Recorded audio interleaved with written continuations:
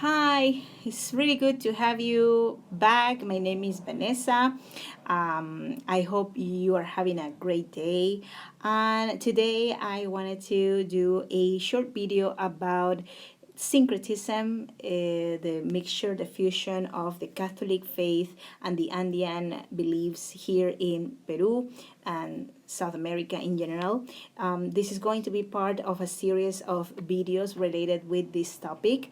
I'm going to be covering elements that are related with the syncretism, with the fusion of these two different beliefs, these two different worlds.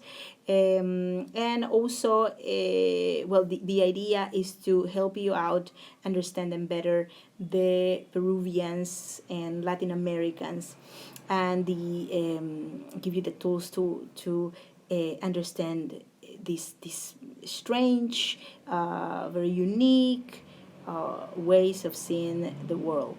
So today's topic is going to be about three important elements, and we are going to cover the Andean cross called Chacana and its similarities to the cross of the Christians.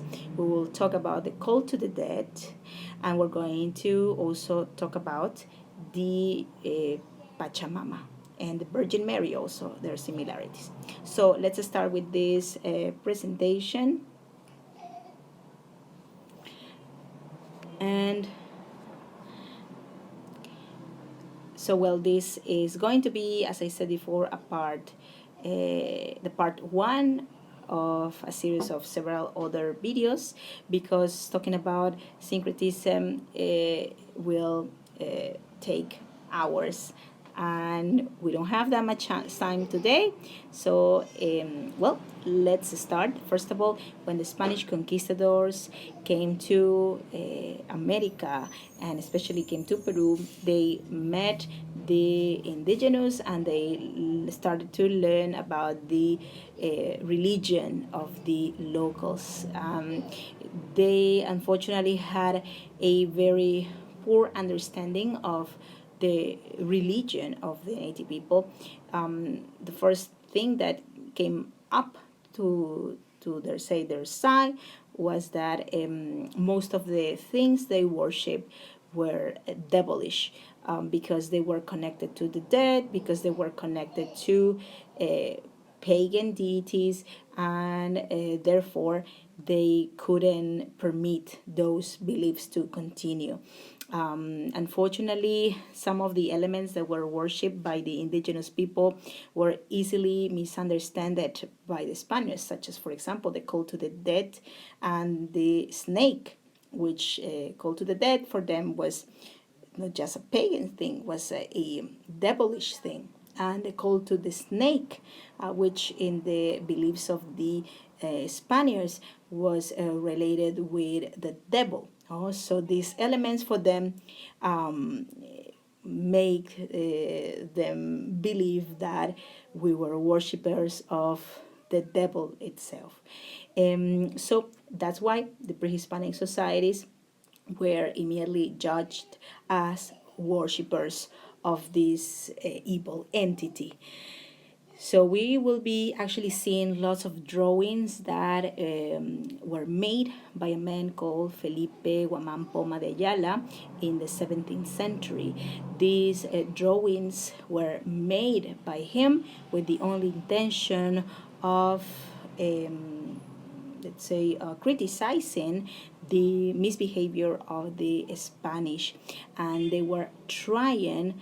He was trying to give this information to the King of Spain. Back then was Philip III.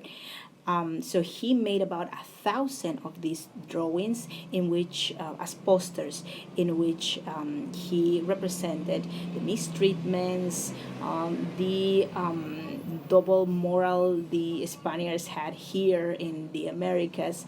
And he was a Catholic man, so he had a very good understanding of the Catholic faith, and he believed that it was mistaken, no, the actions of these Spaniards. So he wanted the king to know this, because he believed nobody was saying the truth.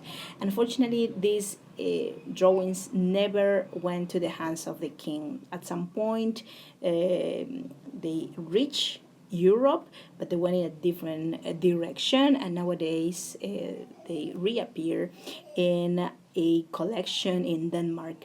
So they still exist. That's the good, the good news. And this is one of the very, very few artistic pieces or collection of art made by an indigenous person. Most of the information, the art, the chronicles that we have nowadays were made by Spaniards, people that were not understanding our traditions, our faith, were not understanding anything. So that's why this is so, so important. Also, you can notice here the chacana, the Christian cross. This is the part that I want to share with you. Well, notice that we have here the chacana, which basically, I'm going to share this with you. This is the chacana Andean Cross. It has slightly the form of a cross, of a Christian cross, but there are big, big differences between the Christian cross and this cross. First of all, there is no resemblance of Christianity in this one. What we are representing here is Pachamama, Mother Earth. The center basically is the representation of the heart, the spirit of the planet Earth, and also the chacana is related with you, with individuals. It can be also related with an individual, the heart, the center, where the power, the energy comes. Also, you can notice that the chacana is formed by several squares and circles. You can see also here the different circles and squares around. So the circle is connected with the female force and the square with the male force. So the union of circles and squares is related with the duality. Notice that we have here also 4 parts, and each one of them is exactly the same. Each one is exactly the same. Doesn't matter where you see it. There will always be like this shape. And the number 3 is a very, very powerful number. It is related with the upper world, our world, and the underworld.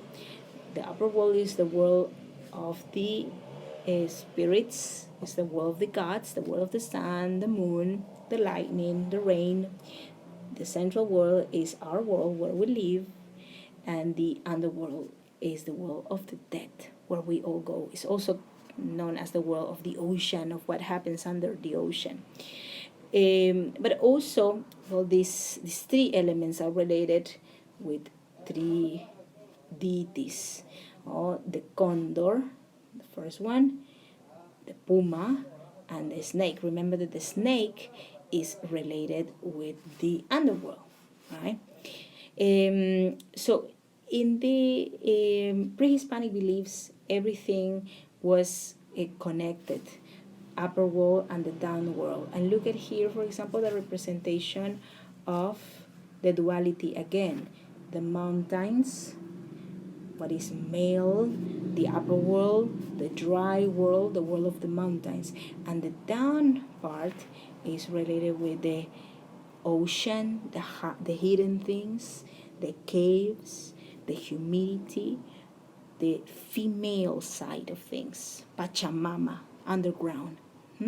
So male and female opposed, but also they need of each other's, right? So the representation of the chacana, and also, well, there are several interpretations of the chacana. This is a very mystical, let's say, piece. You can see also, well, the fire, earth, water, air, also 4 elements. north, south, east, west. We have also the months of the year, 12, right?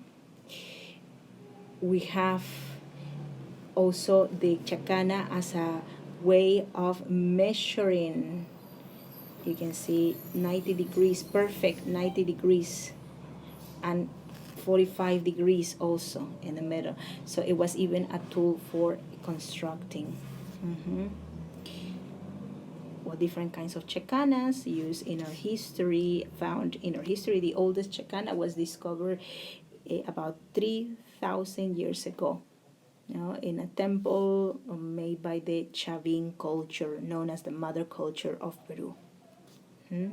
And the Southern Cross, which you can see only in the South Hemisphere. The day of the Southern Cross here in Peru is May the 3rd. Well, the Spanish cross came and mixed also with the ancient one. And it was let's say well accepted indeed by the indigenous people, because there was a symbol that they could relay. So it continued as part of our tradition, but mix also the Christian cross mixed with the chacana. Next, we have the call to the dead. And the call to the dead also is very ancient. We have elements in our history connected to the call to the dead since the first societies. We know, for example, in the case of the culture Caral, that in the temples that they made, ancient temples, 5,000 years ago, there are burials inside the temples of people that were possibly sacrificed to be kept there inside, and so to protect the temples. So here you can see a representation once again of Guamán Poma de Ayala, in which we can see the representation of a sort of like deities in the bottom of a mountain. Sorry. Here again, this representation of huacas, or sacred effigies. And notice also in this one we have the representation of a malki or mummy in a cave on a mountain. The mummies were placed usually in elevated locations high in the mountains and were considered sacred. And in the coast, or in the desert of Peru, they were put underground in caves, or say sort of like bottle-shaped caves or tunnels, in which they were preserved also from the sun. Notice please the a tomb of a dead, and on the other side a mummy, presumably of an Inca, that is taken in a litter. Notice also the name November on the upper part, Noviembre. So the Spaniards mentioned in their chronicles that there were processions or ceremonies that they saw as evil, right? They perceived them as evil. Processions in which mummies were carried out on the streets, and worshipped, and even treated as if they were alive. One of the first things the Spaniards did with the church was destroying these mummies, burning them all to the point that nowadays we don't have any mummies left from our Inca kings. And this is a picture from an archaeological site in which you can also see the mummy, the condition of the mummy. Unfortunately, not the best now. They've lost skin. There are little pieces of skin and even hair attached, but the sun has destroyed the skin left originally. So that's why the mummies in the coast especially were put in tombs in the shape of bottles. So very, very deep, So in that way they could be preserved for longer. And this is a picture of how the Inca kings were mummified and possibly looked like at the time of the coming of the conquistadors. But remember that the mummies were all burned. So here we have also a modern, let's say, expression of the belief towards the dead or the call to the dead.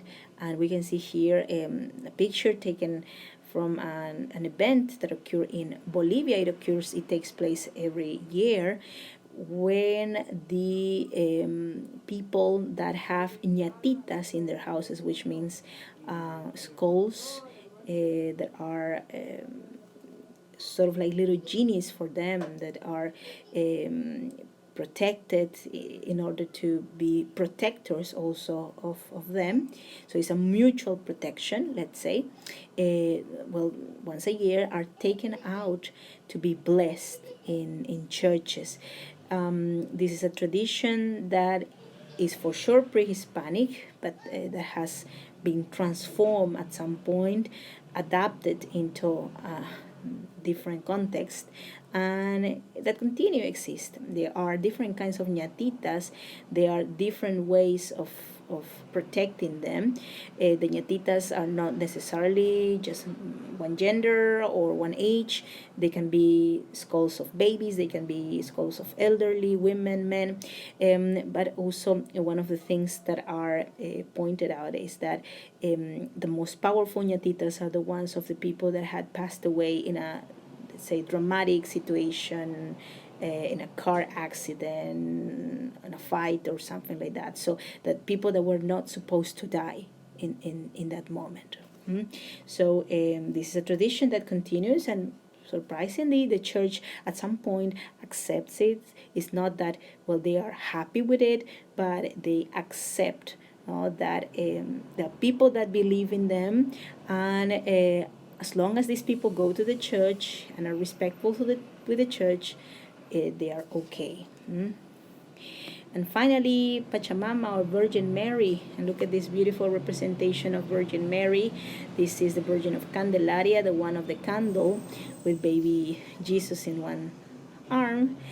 This beautiful representation, which was imported, as you know, from Europe, from Spain, shows a virgin with very delicate, say, face, beautiful figure, and also the shape of her hair and the cape she has makes her look triangular. So this is another representation of this virgin. But I want you to notice this, by the way, the Virgin of the Rosary. But you can notice also another thing, no? The triangular shape of the Virgin Mary made her look in front of the indigenous more like a resemblance of the very mountains, the hills, the Andes. And for the indigenous people, this was a clear representation of Pachamama. So sort of like it made sense. It made sense for them because Virgin Mary is female, a protector, a mother, the mother of all, and Pachamama is pretty much the same. So that's why people quite fast, quite rapidly, were very, very eager to accept the idea of Virgin Mary. And Virgin Mary is so beloved in America, in South America especially, different parts of this part of the world. She is accepted, beloved, respected. So you can see here the Virgin of Rosary in a procession in Cusco that took place in 2012. In this procession, she was dressed up in the traditional fashion of the Andes. There is also baby Jesus in the same fashion. The beautiful braided hair, the fabric, very, very beautiful, elegant actually, and well, the baby Jesus the same, right? So this is a way of fusion, a way of acceptance, a way of producing something new. No, the syncretism is the marriage between two worlds, sometimes a forced marriage that can produce something beautiful, but sometimes not well understand it. No? So, well, I really hope you enjoy this lecture. It was meant to be something quick, but I hope you had well, a clear explanation. So, well, I'm going to be um, sharing more information and giving you more insights about syncretism in Peru in the upcoming sessions. I'm going to be doing another one in 2 weeks, also Thursday at 8 p.m. Lima time. So I hope to have you there. And well, I will be bringing also more surprises. So, well, thank you very much. Have a good rest of the week. And until next time, bye bye.